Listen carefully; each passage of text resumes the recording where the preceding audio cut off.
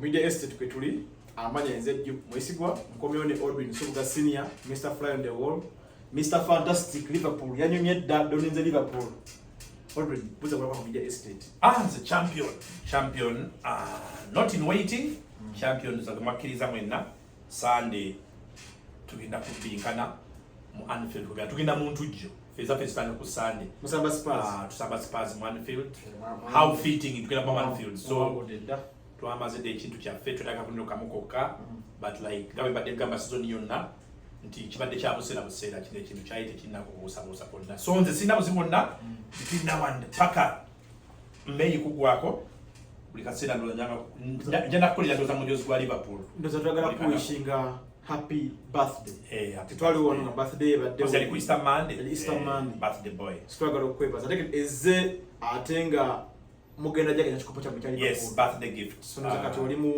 2025 ye birthday gift yange sinzo bulungi so I'm looking forward ate mu yiki yemu ituvira ko ne papa why kintu kyo nange nageze nese kama nokuseka mu kubanga kirabika omundi ogwokusatu gatuwangula ekikopo ekinene mu history yaffe yenga mu mwaka tuwanguliddemu ne papa abeerako na fakati sagala gataninga manye nto ebigalo mu pulo bwatwala sibuli bwatwala covid twali mu covid sibuli bwatwala naye coincidence nti papa wafa ogwo mwaka mwafiiridde Liverpool ewangulidde mu ekinene game nene ate baga pulo wetwala there's a some big occasion ibirawo mu nsi covid ile papa afudde club nene muberawo n'ebintu club ya Africa ya bulijjo kituufu club ya FC ya bulijjo club nene senior tactical analysis njaga tutegeeza wangude ekikopo kya Premier League season yenu mwachi wangude magana point emu of course mwajimaze the point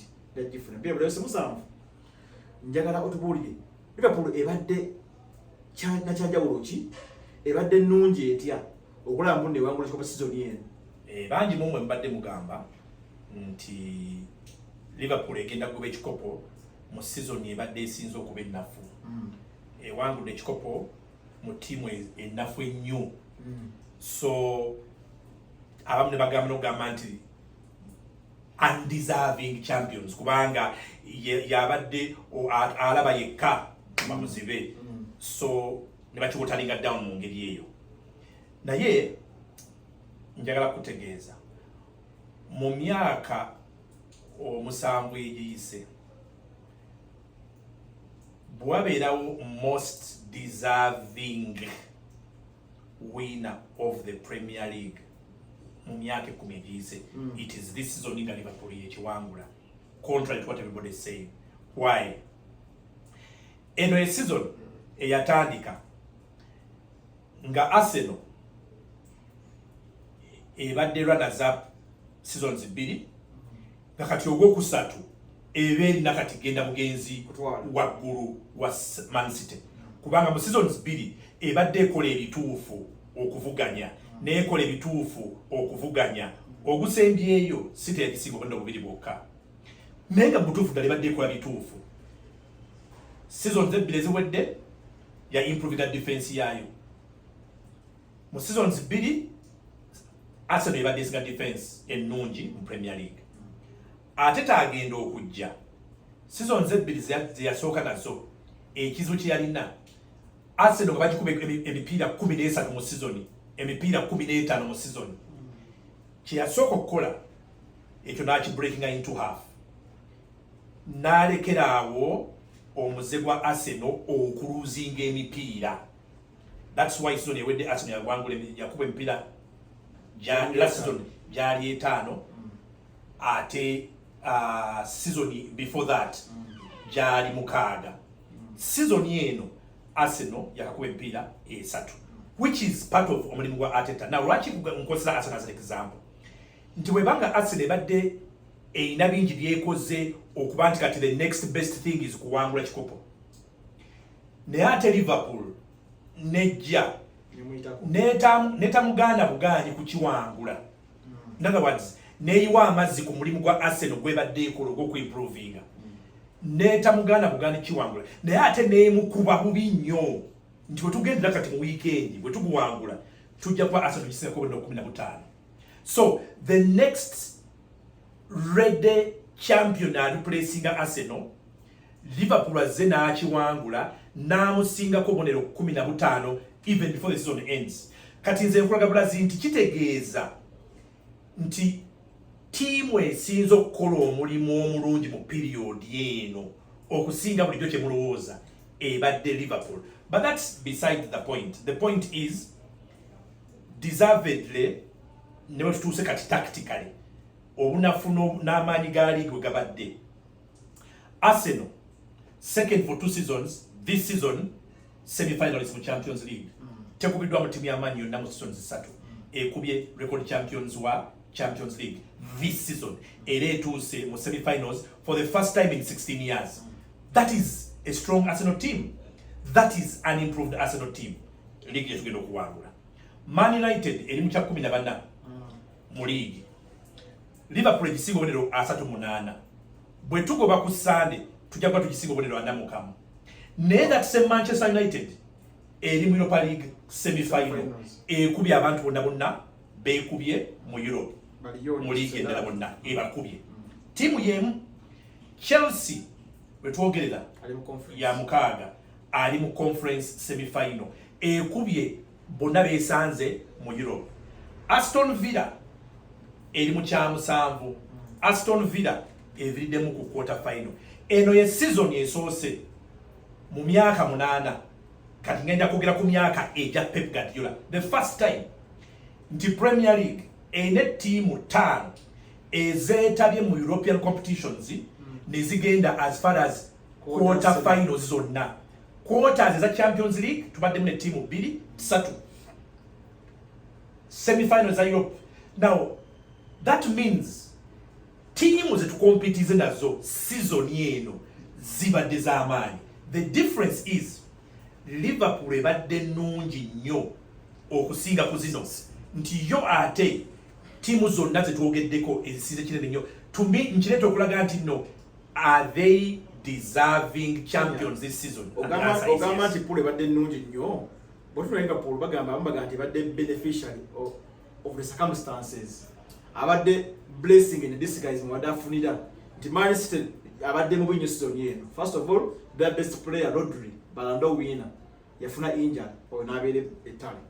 Man City bagisaako sanctions za financial fair play emisango gigendera ne bamalako ebizibu. Nabyo team teri bulungi ate gundi alwala De Bruyne alwala. So niwesanga players are contributing almost margins ene nnyo kuwangula ekikopo. Babadde out of the field. Tugende ku Arsenal. Arsenal efunye buzibu ne PGML ya VAR. Arsenal badde efuna nnyo unfair decisions. Arsenal so nene badde n'okutwala. Naye weesanga nti a crucial player wagenda okuviirawo nga bakubadde ku tie points zibadde 4-3. Agenda okulwala Bukayo Saka agenda okudda mu musika points 12. Tewali kyogera kipya mu mupiira. Buli season ebintu ebya mupiira byebimu. Tiimu zirwaza abasambi, tiimu zibeera ku form embi, tiimu zirakinga playmaker, tiimu ziruzinga important player at key seasons. It is nga bagamba bw'otambula mu nkuba enkuba erina okukuba. Bw'otambula mu nfuufu olina okukwatibwa enfuufu. Teri season ya mupiira wataliwo nfu mwawangula ekikopo kiringa mwina ekikopo kimasabayo okuwangula nga mwina Mo Salah, Sadio Mane, Firmino, Henderson wakati nga everyone ayinogamba nti Liverpool yevunaanyizibwa ku fitness ya tiimu endala. Liverpool yevunaanyizibwa ku fitness y'abazannyi abalala. Liverpool yevunaanyizibwa ku form ya tiimu endala. Liverpool yevunaanyizibwa ku VAR. Liverpool terwaza. Jagala kutegeeza. Besides Mo Salah, have you had Mo Salah muzannyi wa Liverpool? Nkigaanyi okugenda mu maaso. Mo Salah musambi wa Liverpool. Tongamba besides. He's a Liverpool player. The reason lwaki Arsenal tekola kyetukola teina Mo Salah. Mo Salah ye muteebi asinze season yeno gola 27. Mo Salah ye assist provider asinze assist 18. Those are 45 goals contribution musambi wa Liverpool. Arsenal temulina. So it is the difference. So toyinza kungamba mbu mulina Mo Salah. Yes, the reason we are getting the cup ahead of Arsenal is because they do not have tebalina Mo Salah. Buli winning team yetaaga omusambi oyo omu abeera exceptional. Do you accept the school of thought gye kugambye? Nfu njigobye. Season yeno Haaland omuteebi asinga okuba ow'olulango mu Premier League season eno ayine goal 21 abadde off form. He's the same player. Liverpool is not responsible for that. Musambi omu effect ya rodio kubanga abadde mulwale terina any effect. Omusambi okulwala kirino mu mupiira. 2 seasons ago Van Dijk yamala half season gatazanyira Liverpool because of injury. Season yeno gye twogerako tetubadde na Trent Alexander emipiira bw'ogigatagata gya mise season giwere 10. Joe Gomez ye center back wa fasinga abadde mulwadde the entire season kona tenazanya. Season yeno gyoyogerako Andy Robertson, one of our most consistent players okumala emyaka 6, has had his worst form. Very poor. Musambi waffe abadde asamba, but he's been at his worst. Most of the goals he conceded yabadde responsible. Worst. Asambye musambi waffe. Trent Alexander abadde this season tali available buli kaseera. Murani y'ekikopo tumisize empira 5 egisembyeyo. Murani nenga bana mukimanyi nti wadde muzibizi mubi mukugenda maaso agata kino nnyo ku nsamba yaffe. Naye where we needed okubala ekikopo we tumwetagira tabaddeewo tugizanye ne tugiwangula. So ekintu ky'abasambi obutaba available nkigoba lwakuba nature y'omupiira is players will get injured, players will be off form. It is not up to you or me to determine player kyabera injured or batabera injured. It's normal. And slow to yajja. First zone yangu agenda wangule ekikuya Premier League kyanguliddewo. Klopp agenda ogenda nga pulo yangezze wansi. Anso kyakoze ekyenja olubanga team agiva mpinga nedde engulu ne wangula n'ekikopo. Nga Klopp agenda ogenda almost nga tula club yenga eweddewo. Gattako nga nesala agenda kusayininga that time nikaleze muna tanagana kusayininga bye kakati olugambo lwa mwaba amawulire mulwaki season yekyagenda maaso mulwaki olowooza nti alina kusayininga gwe lwagala asayininge abakyali musambi waffe. Now these are the things I have to correct bantu mu mupiira muyitire olugambo ne gossip ayamba okutambuza oba amawulire g'omupiira. Eno season ya Sala esembayo season egwako mu May goyagala signing mu February gwe akyali musambi waffe tewali ati ne yasayininze kati yasayininga mu January kati gwe lwaki oyagala signing gwe oyagala signing gwe Liverpool government enekizibu mbwe mwali mbitambuza di Sala bwe yakugamba mutagenda kusayininga oba Van Dijk when they sign kati Van Dijk signing last week asayininze tekiriko timing. Sala bwe asayininga bwe yasayininga a month ago asayininze teyaliko time mmuleta mulwaki na signinga byamwe nyagamutse ku Liverpool si club ya lugambo. Tetukola business ya fema mawulire. Mwali mwagoba Sala mu team ya feti agenda. Gwe kenyini wa interview wake ndongama nti Sala agenda, Van Dijk agenda mwe. Club does not have to talk about it. Nemwe mbyogera. Now when Sala signs asayiniza atali musangu wa asayinize. Van Dijk asayinize. Tekiriko timing so ebyo nabyo siyagala bikiriza mbigoba gobe timina makuru gabyo. Kangende ku kibuzo kyo ekyenjawulo. Slot teyagula musambi yenna okujjako Chiesa. Gwe yajja mu Italy. Abasambi bonna abalala yabasangawo. Sobo ani yamuleta. Sobo ali muthambo sansi. Ali mali kati mu season ya kusatu. The only player omupya eriko Chiesa. Era n'emipiira ena tatandise tatandazanya mipiira gyoleta no. Almost the flop now. So team egenda okuwangula ye team ya Klopp.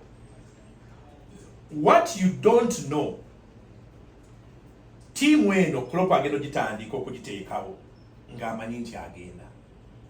Yakitandika myaka 2 emabega okuviira ddala nga Mane tannagenda, Firmino tannagenda. Klopp lwatandika okureplacinga basambi abo yatandikirawo. Yatandika nga aleeta abazanyinga Nunez, Jota yajja bakyaliwo n'atandika n'amuleeta Nunez n'amuleeta Diaz nga bakyaliwo Diaz n'amuleeta n'atandikirawo Endo wakati wano exactly Endo n'amuleeta nga eri midfield yefudde n'aleeta Gravenberch ne mugamba nga nti lwaki tamuzanyisa n'aleeta Gravenberch n'aleeta McAllister byonna n'abikola yatandikirawo prepare n'agenda nga bamupiira okuva ku bench n'abawa. Klopp kye yali sure of nti alina team quality ya team good enough or competing.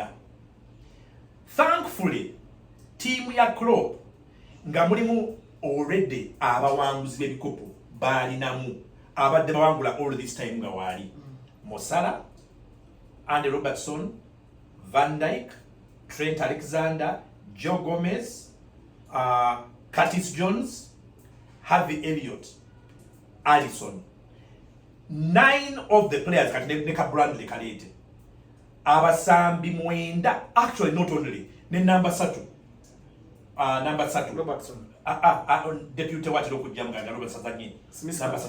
Simiskas. Abazanyi 10 mu timu ya Liverpool ya leero. Bawanguzi ba bikopo. Bawangudde Champions, bonna benjogedde. Bawangudde Champions League, bawangudde Premier League, bawangudde FA, bawangudde League Cup, bawangudde FIFA Club World Cup, bawangudde Super Cup. Buli kimu bakiwangudde. Bawanguzi balina obuwanguzi, bawangudde, bamanyi what it takes to win. Kati all that Klopp did is okuleka kyempita backbone eyo ey'abawanguzi, experience of winning, n'abateekamu, n'afuna weak areas tubadde nazo, n'aleeta abasambi, n'atandika nabo n'abapreparinga ngono tannajja. Kyemutamanyi nti ono yagenda okujja nga Klopp yeebuzibwako ku baali banne omuzza mu kigere. One of the managers abali boogerwako gwe yakooneramu n'agamba anti kati taliiwo, tojja kwogera ku baali, olina kujja ku kiriwo. Ono n'afuna omulimu. They trusted him. Trusting a quality yasangawo, kyekyo lwaki teyagula basambi. Omusajja ono Slot yalina time edemandinga bampe 9, bampe 2, bampe 3. Jjajja mu time eyo teyasaba musambi no. Why?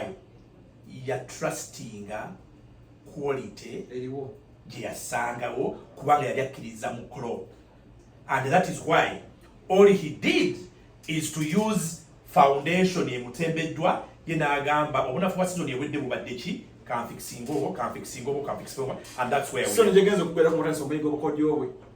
Ekyo sikimanyi, nze kyemmanyi era kati obuzibu bagenda okuba nabo okukidefendinga n'okwongera tiimu wali njagala nnyo tujje speculation ne mu reality. Wageze okulengera empya gigenze kusembayo gino ng'awangula ku nnyondo kukuniza kulaba bagenda bamuyiga. Simanyi kyotegeeza bbayo okulwana ku nnyondo ne ku nkunizo nga Arsenal yammwe gwe gyogamba mbu ye yabateta bamuyiganga a draw is to 13 teams entono. I don't know what you mean by that. Arsenal erina 13 draws against small teams. Anti kategeeza kukulaga kubanga tukubwa champion. Anti kati champion ataka toyinza tomukozesa n'ogamba nti tiimu zimuyize. I want us to be real. Champion asinza okugoba emipiira mu league 7 more wins okusinga number 2, 9 more wins okusinga number 3. Ogamba otya nti alina wins 7-8 okusinga ku Mamudira nti ate ya struggling okuwangula. Tekikola sense. Ngoba yali awangula kiwangulwa tiimu eyo singa bubonero. Singa kankubuuza ekyo kibuuzo. Mwangudde ekikopo kya season eno. Ozolwaki ba writers, ba pundits n'abantu bonna mu sina teba ku rate yagenda wangula ekikopo. Obwo bujja it is because olinga kitwala by season yatandika nga bonna ba predicting nti Liverpool kina kwa ya 3. Bonna tewali wa Liverpool. Kyekyo lwaki bali ku kino. Bali so frustrated, so angry nti prediction byabwe byafa. Kyateeka ekituli mu abapanditi baabwe. Tulaba muno wangula ekikopo ne by surprise. Nkugambye bali disappointed nti prediction zaabwe nenge gye bakirabamu tebyakwatayo. Why? Ba pundits ne ba analyst be Bungereza bonna ku Bungereza nze mbakubamu ebituli bagendera ku trendi ne odds zali bagendera ku trendi aodi anyazi kola katukikoze nsinza nzirako by 15 points. Nkikoze omuntu abadde yakawuleko mu bina successively musingako bonna 21. Odds mean nothing. Odds mean nothing. Bapanditi ekizibu kyabwe kiriwo ekiti. Bakozesa cramwork. Bapanditi ba Bungereza bonna kyawulira kukibogera ku Sky Sport n'akipiikinga. Ngono analyst akipiikinga ng'akiteeka ku mukutu gwa tibi kibibiki. Ng'akipiiki bwe bakola. Tabira na original analysis. Sebabeera nayo. Bogera for example katakwe proof of that. bwe baali bagamba nti Liverpool egenda kuba mu kyakusatu, what are the reasons they advancing? Easily obvious. Bagamba ki? The reason was defending champion Man City yakawangula kimu, it's above everybody. Arsenal bade yakubiri for 2 seasons kakati etuuse okuwangula. Those are the only reasons they gave. Senior, singa Arsenal bangwa Champions League, no bangwa Premier League. Ani anabya so been successful. Duke. Teri team mu league yonna mu Europe etandika season nge sente zaabwe bazitadde ku Champions League oba ku European Super Cup oba ku Conference League. There is not a single club anywhere mu league etandika season inga the first goal of the season is to win the Champions League. Teriyo. Baga Madrid cheberako. And it's the exception. Arsenal yamujjamu. It is the exception. Ensonga lwaki teri team etandika season inge planning the Champions League, it is because it is out of your hands. Mpuliriza ombuze kibuuzo. It is out of your hands. Toyinza kusinzira mu Bungereza. Gwe n'osotajayizinga ogobe Champions League erimu timu eze Italy, eze Spain, eza kubanga ebiri eyito binako influence. Sisenjagadde omanye okuva gy'oli. Singa Arsenal bangwa Champions League, bwe n'owangula Premier League nga bw'omuwangudde, ani otugenda ku scale abeera minzaani ekyo tekirina makulu kubanga buli season buli team mu league yayo etandikanga objective number 1 is to win the league. What makes these clubs is the domestic league. Let me teach you ekyo kakya kusomesa. Ekikola club z'omupiira nti gwe Real Madrid, gwe Barcelona, league ya wakaye kukola. And because it's the one which no, can be attained. It is because you play over 8 seasons for that league. Mubera mama club wa makumi abiri, you play 38 games. Yes, season jo feed kituyita bread and butter. Yes, season omoje sente ezikolera bwenga club. Kyekisasuza abazanyi bo every month league. A sente zofuna through TV na kila ki, it is league. Liga seyo nga timu nga club eyolwa league. So season etandika nga Premier League, La Liga, Serie A kyekitandikirwako. Plus ogula basambi bwokola ki because you come from home, you have a home. Oyinza oli Bungereza ki. So ekibuuzo kyo kijja bwe kiti. It is not about ani abaachivinze. No. Liverpool already olwokuba etandikanga the first priority is the league wekiwangula. Very happy, very successful, mission achieved. Do you know also why? It is very difficult to win the Premier League. That is why Arsenal has taken 21 seasons. That is why today Man U has taken since 2013 kakatulimo 11 season. It is very difficult in the Premier League okujiwangula. So your first target, your first aim kuwangula league is hard. By then olwokuba Arsenal emaze emyaka 21 teina league, Arsenal tewangulanga kikopo mu Europe. Should they go ahead and win that? For Arsenal as a club, it's the first time in history historic breaker. Exactly. For them, they can live with that. Neligi ne boteka ku bali no jikanyuga nkoze ekintu emyaka gino gyonna ba Henry tebakikola bagabaka all the generations of Arsenal greats tebakikola naye eno timu ebekikoze yebekikoze. So for them, Champions League define the season year. I want to sum up the Liverpool season nga mu mwezi gw'okutaano omwezi gwa February and March almost mwali ku bikopo bina. Mwali ku Premier League, Champions League, FA Cup ne Carabao. Komao. Timu kyetandika mu liga teri ku bikopo bina. Ndi ku kikyo. Timu ki? Timu kyetandika season nga teri ku bikopo bina. Nsolo jiko. Erwa. Nga qualifying mu Champions League oba mu Europa. Era ku bisatu. Deka season yetandika nge bikopo byokuwakandwa ye Premier League 1, FA Cup 2, Carling Cup 3, Champions League 4, Europa 5 n'ebirala byonna. Season yetandika buli timu, those 5 trophies or 6 are there for grabs. Bwetandika At what stage was zigenda zivaamu is not the issue. The issue is twatandika kafina we can win all. For the answer is yes. Mutandika ka Man City can win 4. Mutandika ka Man U can win 4. Mutandika ka Chelsea can win 4. Bwe kitandika. Bw'okivaako amanguze ne mbanga nsigaddemu. That is the only difference. Bwe nkivamu at some point, gw'okivaamu dda. There is no difference. You cannot say, mbu, mwali muli ku bikopo bina. Ffenna twabiriko. The difference is nabirwamu n'ebisigalamu. Bwe mbivaamu, there is nothing that has happened. Sisobodde. It is not. Anti kubanga naawe nkubulira gw'okyabirimu. Liverpool obeera kivaamu. City ekyabirimu ebina. Man U ekyabirimu ebina. So what is the difference? Naye kikulaga nti namwe kennyini mwali mutandise okikkiriza nti Liverpool is that good. Kakati ate mwekubengalike. Kati mwekubengalike. On one side you are saying nti Liverpool takes advantage kuba timu endala nnafu, Liverpool tibadde y'amaanyi. Ate kati ongamba you expected Liverpool to win 4 cups. Mwekubengalike. You are contradicting yourself. So there is nothing as saying mbu mwali mugenda therefore. Kankujjukize. To try and water down success ya Liverpool mu Premier League, nga this is the second time they are winning that cup mu myaka 5. Not forgetting to when we won mu 2015 mu 2020 bwe twakiwangula twali tumaze emyaka ndowooza kumpi 29 oba 3. Let me surprise you, and this is what annoys me so much. Abasinga okubuuza ebibuuzo ebyo, do you think this is special? Isn't it mwandi wangudde bina naye bani batera bibuuza? Michael Owen. Faster man, Michael Owen. Eyava mu Liverpool katawangudde Premier League. Kakati afuuse panditi.